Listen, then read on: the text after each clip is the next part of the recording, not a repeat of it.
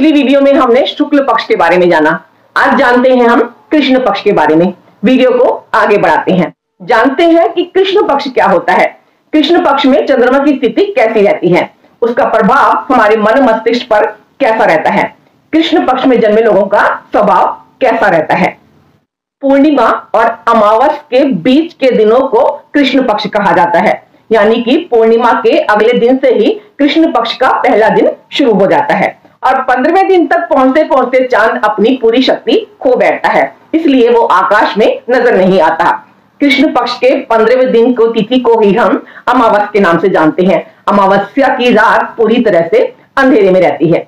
यहाँ मान्यता है कि कृष्ण पक्ष के चंद्रमा को अशुभ माना जाता है। कोई भी शुभ कार्य इन दिनों में नहीं किया जाता, क्योंकि पूर्णिमा के दिन चांद पूर्ण अवस्था में होता है। एक तरफ जहां पूर्णिमा का चांद पूर्ण अवस्था में होता है, वहीं अमावस की रात ये बिल्कुल भी नजर नहीं आता। पूर्णिमा के अगले दिन से ही चांद घटने लगता है, जिससे चंद्रमा का बल कमजोर होने लगता है। धीरे धीरे इसका आकार में भी कमी आने लगती है, रातें अंधेरी होने लगती हैं और इन्हीं कारणों से कृष्ण पक्ष के चंद्रमा को शुभ नहीं माना गया है।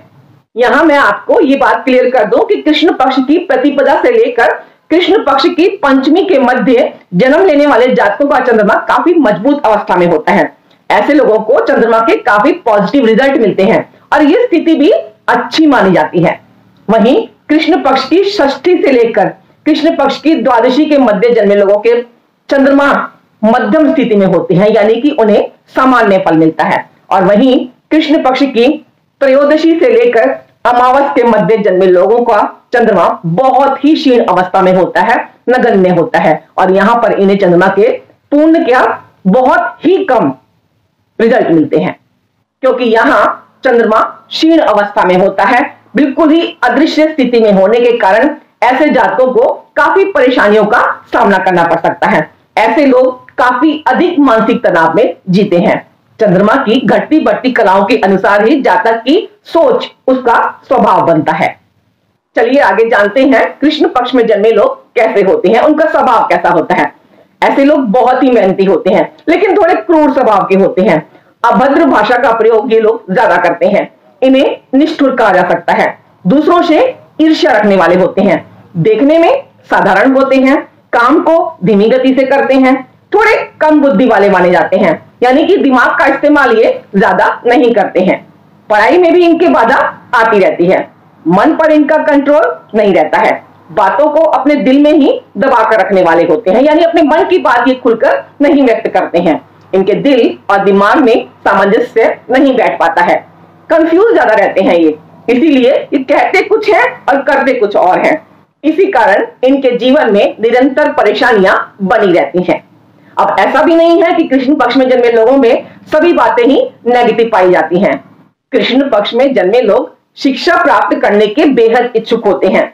दूसरों को शिक्षा देने में, दूसरों से शिक्षा पाने में इनकी पूरी जिंदगी निकल जाती है। भले ही ये एकेडमिक पढ़ाई में पीछे रह जाएं, लेकिन बौद्धिक क्षमता में, ये ज्ञान लेने में, ये दूसरों से ज्ञान लेने में आगे रहते हैं। एक तरफ जहां ये दूसरों से ज्ञान अर्जित करते रहते हैं, वहीं ये अपना ज्ञान भी दूसरों को बांटते रहते हैं, लोगों को ज्ञान देने में लगे रहते हैं। भले ही इन लोग इनसे अपनी राय मांगे या ना मांगे, लेकिन ये अपनी राय देने में सबसे आगे रहते हैं। जो लोग इनसे इंप्रेस हो जाते हैं, इनसे प्रभावित हो जाते हैं इनकी बातों से, इन्हें अपना गुरु भी मान लेते हैं। अपने पूर्वजों की साख को ये पूरी तरह से बनाए रखते हैं। अपने दैनिक कार्य भी ये समय से पूरा करते हैं। अपने से बड़ों का अच्छे से ख्याल भी रखते हैं। शांत स्वभाव के भी होते हैं। बाहर से दिखने में जितने ये शांत स्वभाव के लगते हैं, लेकिन अंदर से ये बहुत ही ज्यादा विचलित होते हैं। इनका मन हमेशा बेचैन रहता है।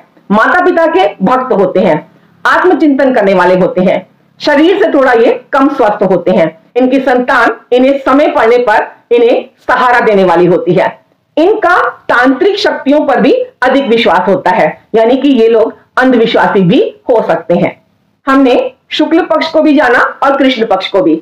शुक्ल पक्ष में जन्मे लोगों का स्वभाव भी जाना और कृष्ण पक्ष में लोगों का स्वभाव भी जाना। हम कह सकते हैं कि शुक्ल पक्ष और कृष्ण पक्ष दोनों ही तिथि अनुसार अपना स्वभाव लेकर हम जन्म लेते हैं। बुरा कोई भी पक्ष नहीं है और ना ही कोई ग्रह बुरा होता है। जिंदगी है तो लाइफ में अप एंड डाउन भी लगे रहते हैं। हम कर्म प्रधान हैं। हमें अपनी कर्मों के अनुसार ही अपने लाइफ में फल मिलता है। हमें अपनी लाइफ में सिर्फ कर्म करते रहना है, फल की इच्छा बिल्कुल मत कीजिए। फल देने वाला वो ईश्वर है, कब देगा ये वो जानता है। हम इस दुनिया में सिर्फ कर्म करने के लिए आए हैं। अगर हमारा जन्म लेना इतना ही अशुभ होता तो भगवान श्री कृष्ण का जन्म कृष्ण पक्ष की अष्टमी में ना हुआ होता। उन्होंने कृष्ण पक्ष में भी जन्म लिया और ज्योतिष की गणनाओं को भी सच किया, अपनी लीलाओं में माखन चुराकर, गोपियों की मटकियां फोड़कर। इसे हम सभी अपनी कुंडली में भी भली भांति देख सकते हैं।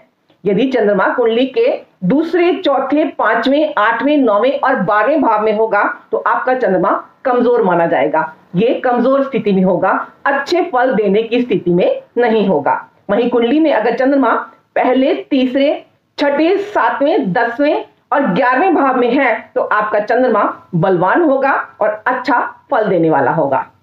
अभी तक हमने कृष्ण पक्ष को जाना, शुक्ल पक्ष को भी जाना, दोनों ही पक्षों के हमने स्वभाव को जाना, उसका हमने विस्तृत गहन अध्ययन किया।